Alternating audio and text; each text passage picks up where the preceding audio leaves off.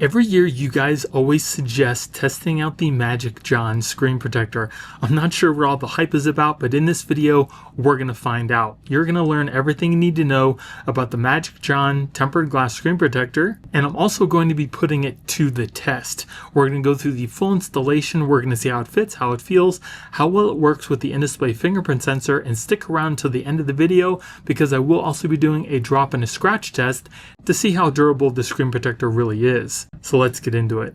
And just so you guys know, this particular tempered glass screen protector is made for the Google Pixel 9 Pro XL, but it should work perfectly fine with the 10. So you get two tempered glass screen protectors with installation guides, an installation squeegee, and two installation packets. So the first thing we need to do is to thoroughly clean off our screen with our alcohol wipe, then dry it off. Then take one of your installation guides, making sure that where it says top is going towards the camera on your phone.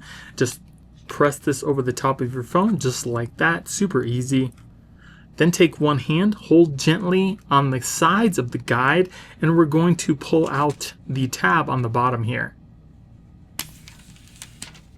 Once that's out, run your finger down the middle here, and then swipe it up at the top. Then once that's done, we're going to peel up the sticker in the middle here. So again, hold on to the guide and just pull this up.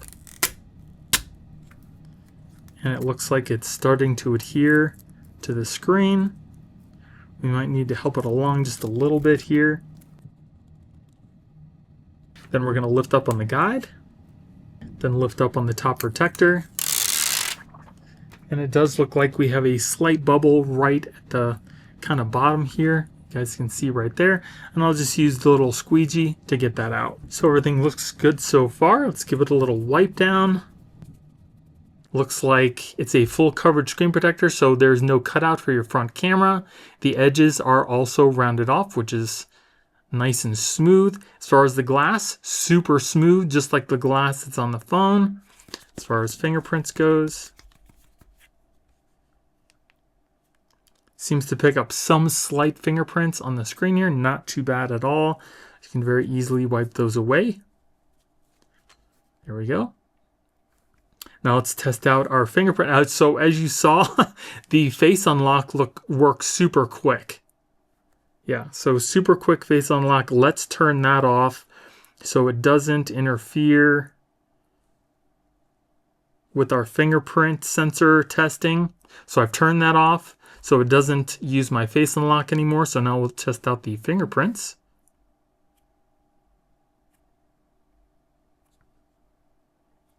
So that worked after a couple times. It's not working very well. It is working, but not very well. So what we're going to do is we're going to re-register our fingerprints here. And also I would recommend turning on Optimize for Screen Protector because it just helps with your fingerprints. Let's add a fingerprint here.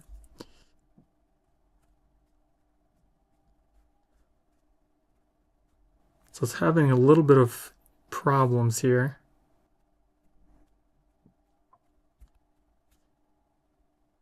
Yeah, so it seems to be having problems. Press firmly on the sensor. I am. Yeah, it's having a lot of problems registering my fingers here. Just trying to do whatever I can to get it to keep going. Okay, finally done. So let's test out our fingerprints one more time here.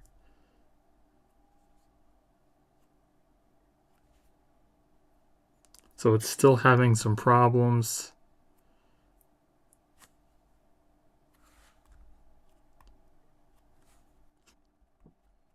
Yeah, it's having issues with fingerprints, so that's definitely not good. So one down. So as far as the clearness of the screen, it's super clear. Touch is working perfectly fine. No issues there. Now let's take a look at our camera here.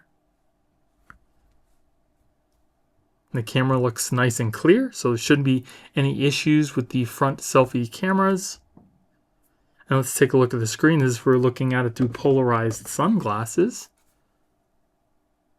You can see there's a slight rainbow, Not horrible. If we twist and turn, it gets a little worse. But if you're looking at it dead on, it's not horrible. So not too bad there. And let's test out the case compatibility. I've got my Spigen Rugged Armor case here. And it looks like it fits the case almost perfectly. There's just a slight gap on the left side, on the top, a little bit at the bottom, and on the right. It pretty much comes right up to the edge of the case. On the sides, just a little bit more gap on the top and the bottom. So that's definitely not bad. And then let's try out our mouse case. This is the Mouse Limitless 6.0, and it seems to fit this even better. There's even more of a gap all the way around the screen. So the screen protector should be compatible with most cases. All right, now let's move on to the drop and the scratch test. All right, so we're going to start off our test by dropping a 2.4 ounce steel metal ball at a starting height of 2 feet. If the screen protector doesn't crack, we'll move it up foot by foot until it eventually does. So here we go at 2 feet.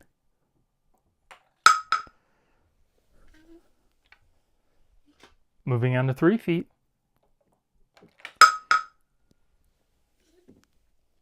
4 feet.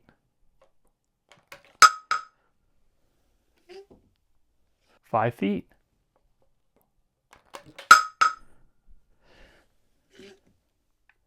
6 feet.